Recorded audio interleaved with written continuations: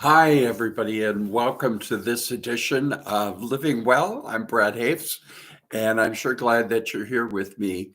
Um, I want to mention something before we start on our topic for this episode.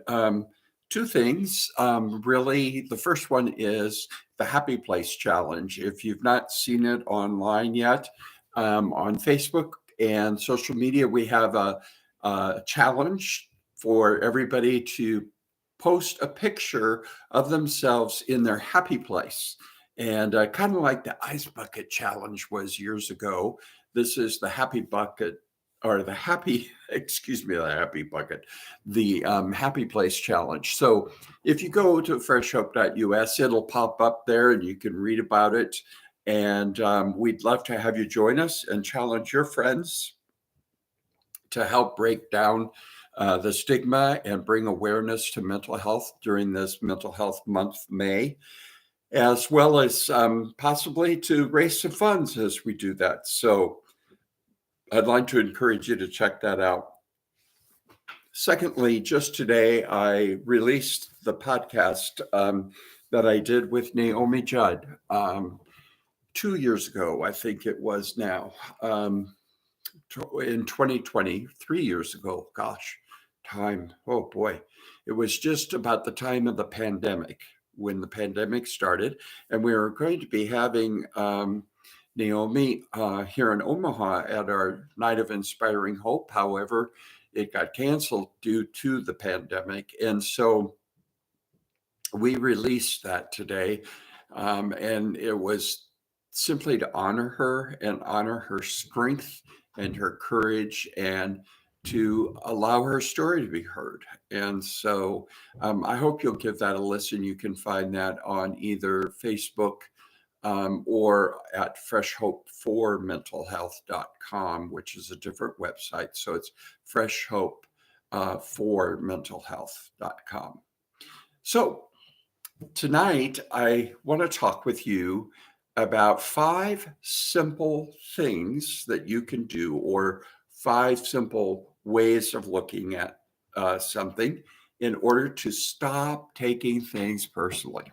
I don't know about you, but through the years, I've struggled with getting my feelings hurt or taking it personally when someone is acting a certain way, or I think they've ignored me, or they've been rude to me, or things like that. And, you know, you can waste a lot of time being offended by how other people um, either relate to you, or what they say, or what they don't say, or things like that. So I thought it might be good just to do this short little 5 things that one can do to stop taking things personally. I know in the ministry, there's a lot of things that people have said to me over the years that, boy, I'll tell you what, if I hadn't worked on this, and I've constantly have had to work on this, it can make life pretty difficult. And there seems to be a lot of hurts and pains when you don't really know how to not take it personally. So every now and then somebody will say something and they meant it personally and they make it clear to you. Well, that's different than what I'm talking about in this little topic. There are times when maybe somebody hasn't said hello, or they haven't smiled, or they seem gruff, or they seem frustrated or agitated. And one can think, oh gosh, what did I say? What did I do? What did I do the last time we talked? Or maybe it's even when somebody hasn't called you or gotten a hold of you or whatever. So, how do you stop taking things personally? Well, the first one would be to realize that other people's rudeness is not about you. If they're rude, it's really not about you. When someone is rude, it's really a reflection of their own issues. Some people perceive that rudeness is strength. Some people are rude because of whatever happened earlier or happened in their lives or whatever. But if somebody's rude to you, it really has nothing to do with you. Now, I'm going to be honest with you. I really don't want to be this honest and transparent, but I've always promised myself I would be honest and transparent. A couple of days ago, I was rude at Walgreens to a young man who kept telling me my insurance card wasn't going through, and I was not happy. I really wasn't trying to be rude to him.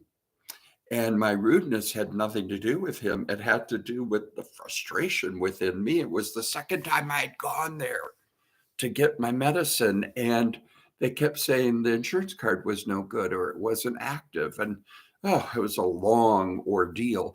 And I was rude to this young man, and I felt bad about it.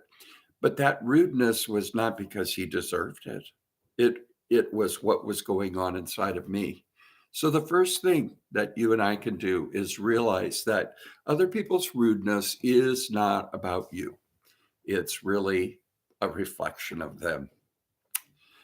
Uh, it's important to remember this on Facebook too. Sometimes people are really rude to one another, especially when people get into posting things that are political and things like that, which I try to stay away from. Um, and it just is a reflection of them, not of you. Secondly, if you don't want to take something personally and you want to stop taking things personally, ask yourself what else the comment or behavior of someone might have meant. For example, if someone doesn't smile or say hello, it might be that they're shy, or they are worried about something, or something else happened prior to them even seeing you.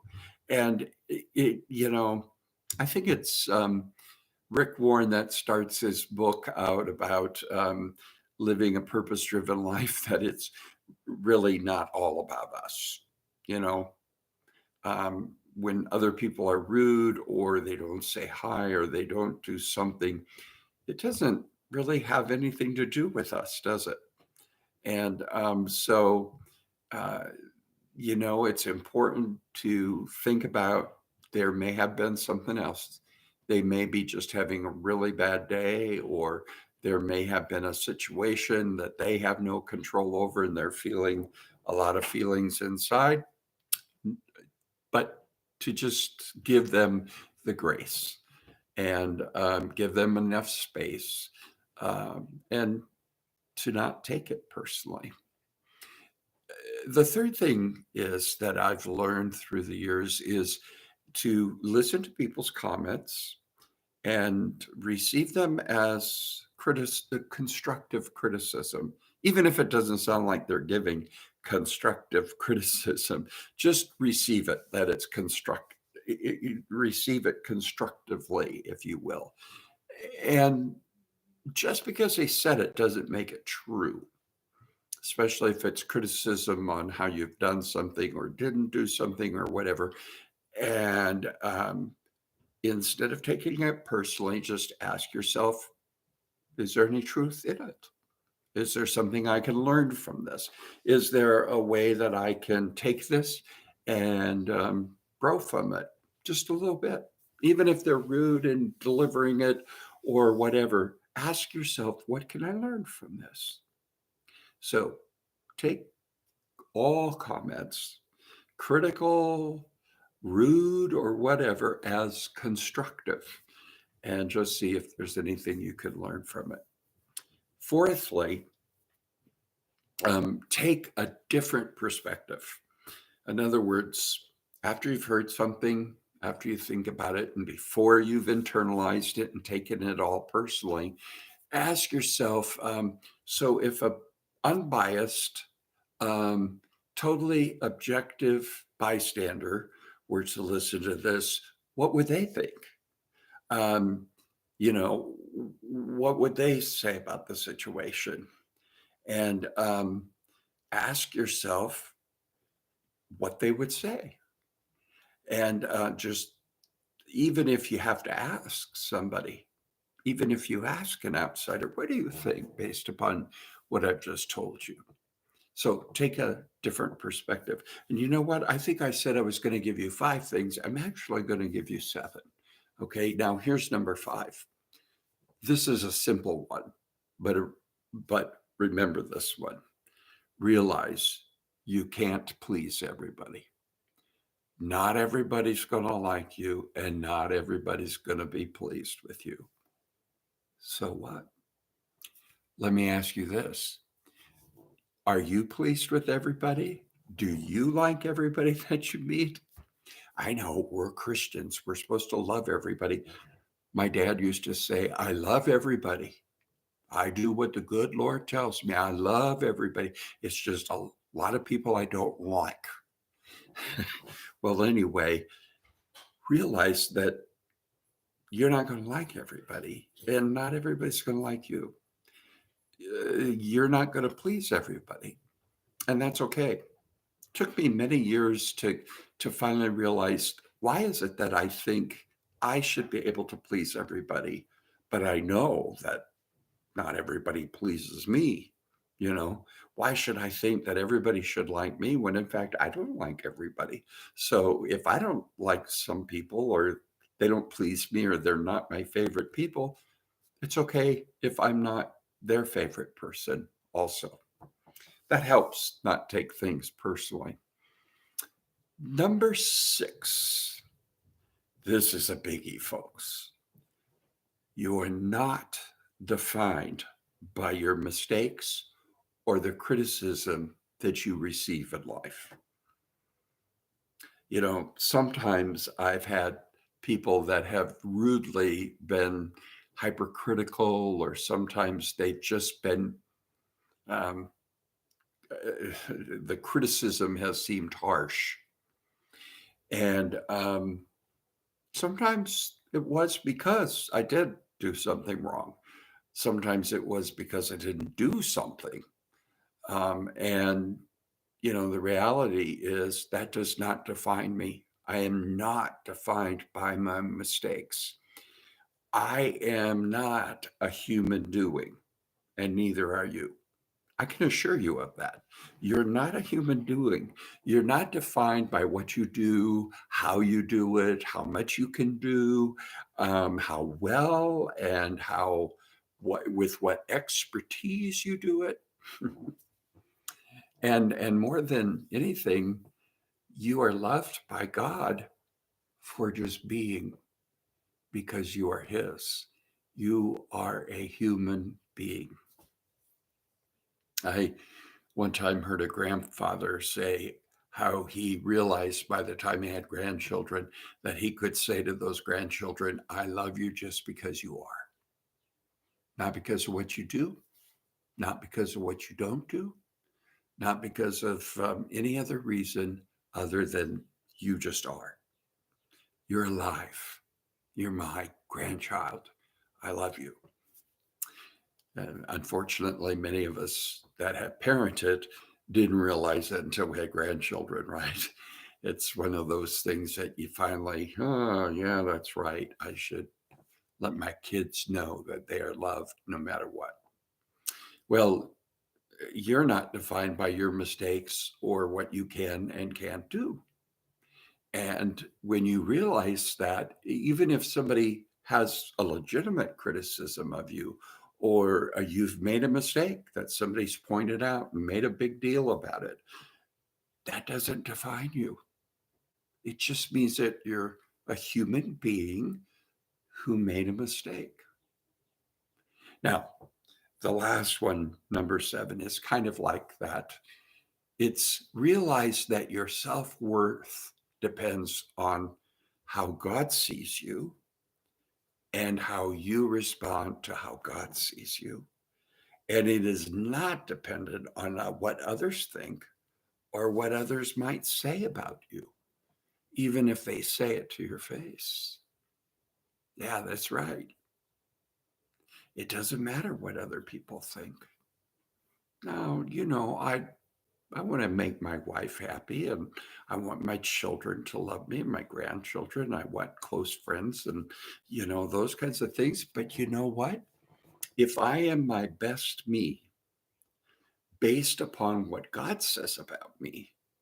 If I find my worth in God's love for me, and I am able then to have worth in and of who He's made me to be, the rest comes easily in the other relationships that are important to me.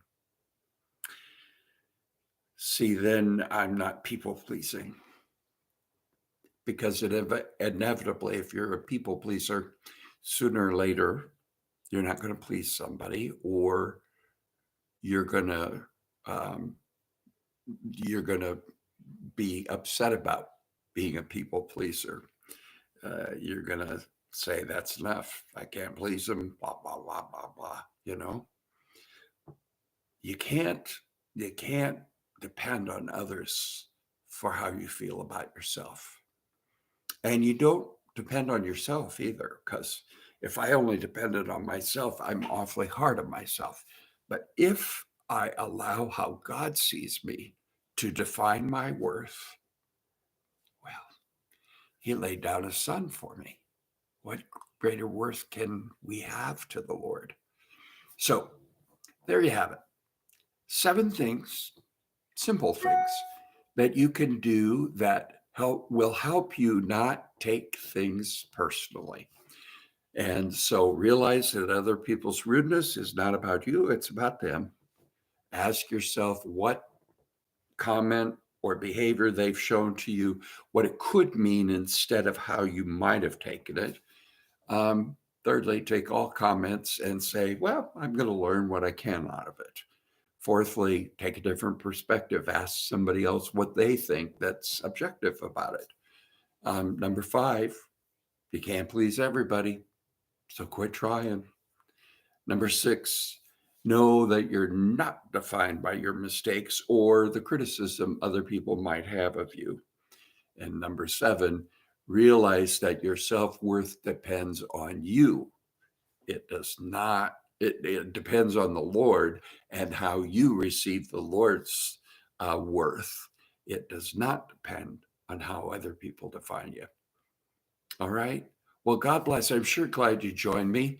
And I hope you'll join me again next week as we talk about how to live well, living well, here on the Fresh Hope Network. God bless you.